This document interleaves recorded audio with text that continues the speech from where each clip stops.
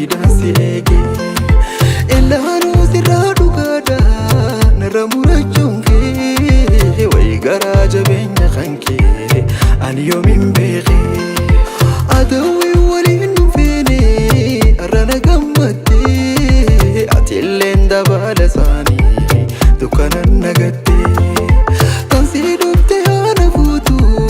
nan jechuun keessobaa ilaanuu jalalti baanan xumurri si jibba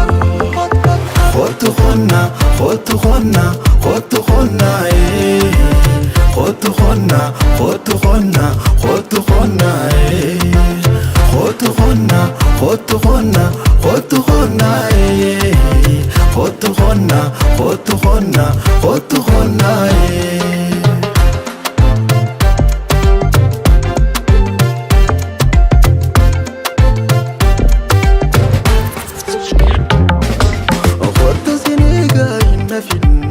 Yodif na jaalete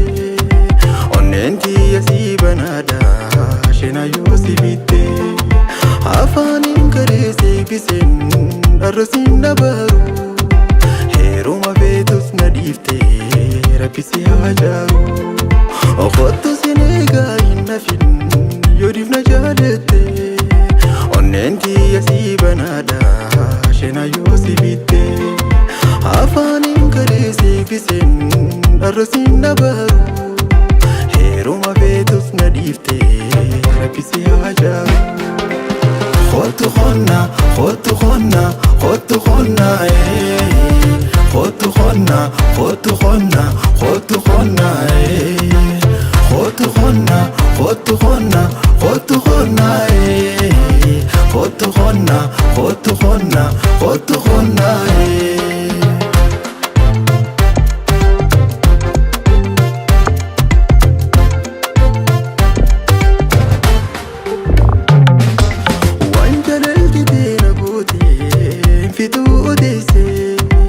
abdii boruun heerumtaatiin si amanee obsee dhageessee hin beekumse adaba jaalala kanaafuu biddaan taphatta sirra yoomin laala waan jaalalti teena gootee fituu odeessee abdii boruun heerumtaatiin si amanee obsee dhageessee hin beekumse adaba jaalala kanaafuu biddaan taphatta sirra yoomin laala ifadhee dadhabee si jala deddeemu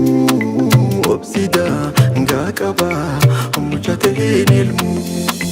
taayilakii siin gorsaa boodan isheen ho'itaa jarjaran na keessa baaf ma jarjara